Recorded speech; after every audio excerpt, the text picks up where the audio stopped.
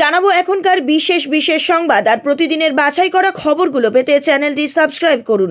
শুরুতেই হেডলাইন্স। হাসপাতালে মিঠুন, ফোন করে স্বাস্থ্যের খোঁজ নিলেন প্রধানমন্ত্রী মোদী। বিজেপিকে চাই, বহিরাগত দেবশ্রী চৌধুরীকে নয়। পোস্টারে 6 লাখ রায়গঞ্জ। দেশে প্রথম বাংলা সহ 13টি আঞ্চলিক ভাষায় কেন্দ্রের কনস্টেবল নিয়োগের পরীক্ষা। মুখ্যমন্ত্রী হতে চায় না, প্রশাসনের কোনো পদে মোহ নেই, সেনাপতিই থাকতে চান অভিষেক।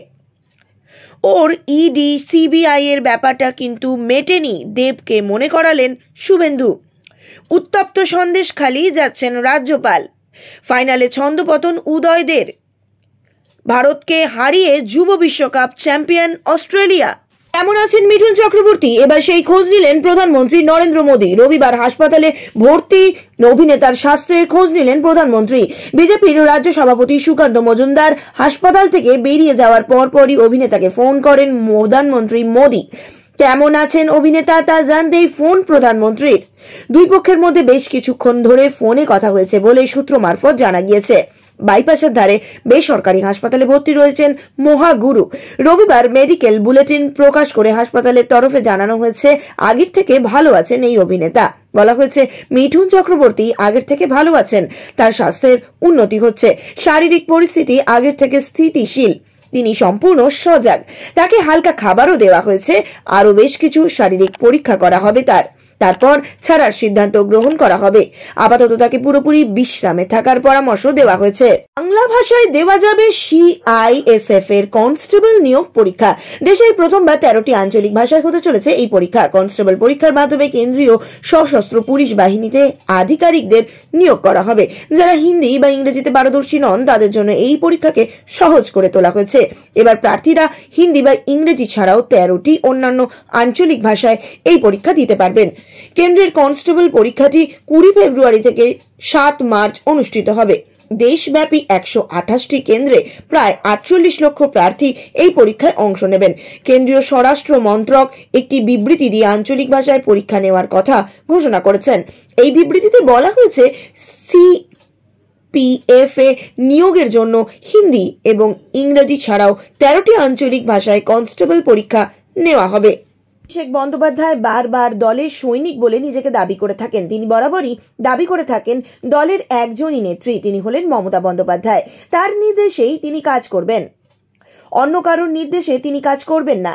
তৃণমূলের অন্দরমহলে আদি নব্য দ্বন্দ্ব নতুন কিছু নয়। লোকসভা নির্বাচনের আগে তৃণমূলের আদি নব্য দ্বন্দ্ব আরও প্রকট হয়েছে।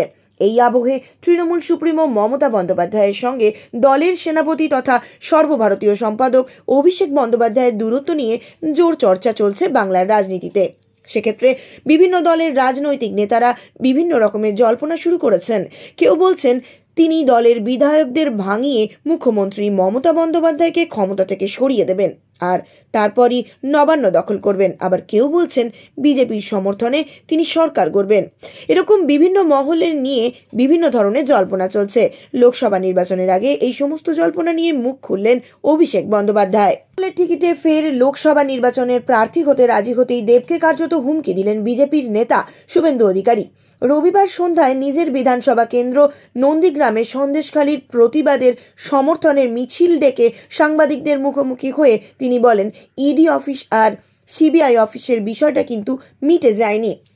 এদিন শুভেন্দুবাবু বলেন দেবকে সিবিআই ডেকেছিল, নিজাম প্যালেসে গিয়েছিল, দেবকে ইডি ডেকেছিল, এনামুলের সঙ্গে লিঙ্ক আছে বলে সাংবাদিকদের লুকিয়ে পিছনের দরজা দিয়ে দিল্লিতে ইডি অফিসে গিয়েছিল।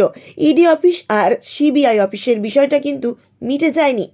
চোর তৃণমূলের কি মিটেছে সেটা আমায় ভাবার বিষয় নয়, সাফ করব আমরা। সন্দেশখালী যাবেন, সেখানকার পরিস্থিতি খতিয়ে দেখবেন তিনি, কথা বলবেন সাধারণ মানুষের সঙ্গে। রাজভবন সূত্রে তেমনটাই খবর। উত্তপ্ত সন্দেশখালী, প্রতিদিন আছড়ে পড়ছে বিক্ষোভের আঁচ। এই পরিস্থিতিতে কেরল সফর কাটছাঁট করে রাজ্যে ফিরলেন রাজ্যপাল সিভি আনন্দ বোস। সোমবার অর্থাৎ আগামীকাল তিনি সন্দেশখালী যাবেন, সেখানকার পরিস্থিতি খতিয়ে দেখবেন তিনি, কথা বলবেন সাধারণ মানুষের সঙ্গে। রাজভবন সূত্রে তেমনটাই খবর। গত কয়েকদিন ধরে উত্তপ্ত সন্দেশখালী, লাঠিঝাঁটা ইত্যাদি নিয়ে বিক্ষোভ দেখাচ্ছেন মহিলারা। জারি করা হয়েছে 144 ধারা। শনিবারই বিরোধী দলনেতা বিধায়কদের নিয়ে রাজভবনে যান। তারা সন্দেশখালীর পরিস্থিতি নিয়ন্ত্রণে আনার জন্য 24 ঘন্টার সময়সীমা দিয়ে আসেন। সেই সময় রাজ্যপাল কেরল সফরে ছিলেন। বিজেপির পরিষদীয় দল কথা বলে ওএসডি সন্দীপ রাজপুত উপদেষ্টা এস.কে. পটনায়কের সঙ্গে আর রাজ্যপালকে বিষয়টি সম্পর্কে জানান। তিনি নবান্নে ইমেল পাঠিয়ে সন্দেশখালী সম্পর্কে রিপোর্ট চেয়ে পাঠান। লোকসভা নির্বাচনের আগে আবারও পোস্টার পড়ল রায়গঞ্জে। এবারে সরাসরি রায়গঞ্জ লোকসভা কেন্দ্রের সাংসদ দেবশ্রী চৌধুরীর নামে পড়ল পোস্টারে লেখা রয়েছে বিজেপিকে চাই, বহিরাগত দেবশ্রী চৌধুরীকে নয়। এই পোস্টার ঘিরেই বিতর্কের সৃষ্টি হয়েছে, শুরু হয়েছে রাজনৈতিক তরজাও। উত্তর দিনাজপুর জেলা বিজেপি কার্যকর্তা বৃন্দের পক্ষ থেকে এই পোস্টার লাগানো হয়েছে বলে দাবি।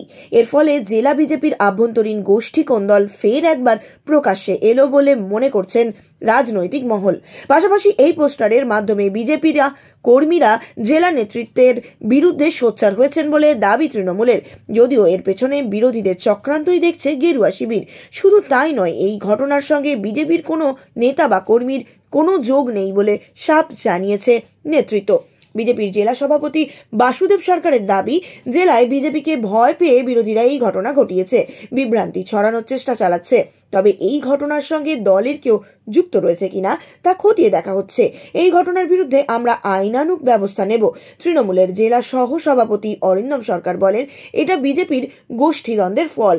এর আগেও বিজেপির নেতাকর্মীরা সাংসদ দেবশ্রী চৌধুরীর বিরুদ্ধে পোস্টার লাগিয়েছিলেন। এই জেলায় বিজেপির সংগঠন তলানিতে এসে ঠেকেছে। এর সঙ্গে তৃণমূল কংগ্রেসের কোনো সম্পর্ক নেই। বিশ্বকাপের ইতিহাসে সবথেকে সফল দল ভারত এবার অপরাজিত থেকে ফাইনালের টিকিট নিশ্চিত করে। 5 বারের চ্যাম্পিয়ন ভারতীয় যুবদল এবার তাদের 6ষ্ঠ বিশ্ব খেতাবের লক্ষ্যে সম্মুখ সমরে নামে অস্ট্রেলিয়ার বিরুদ্ধে। অস্ট্রেলিয়াও 3 বার যুব বিশ্বকাপের ট্রফি জিতে মাঠে নামে এবারের ফাইনালে। তারা নিজেদের 4র্থ ট্রফির খোঁজে লড়াই চালায় এবং সফলও হয়। উল্লেখযোগ্য বিষয় হলো, অতীতে 2 বার ফাইনালে অস্ট্রেলিয়াকে হারিয়ে অনূর্ধ্ব 19 বিশ্বকাপের ট্রফি জিতেছে ভারত। এই পরিসংখ্যানই বাড়তি আশাবাদী করেছিল ভারতীয় সমর্থকদের। তবে রবিবার বেনোনিতে ভারতকে হারিয়ে 4র্থবার বিশ্ব চ্যাম্পিয়ন হয়ে মাঠ ছাড়ে অস্ট্রেলিয়ার যুবদল।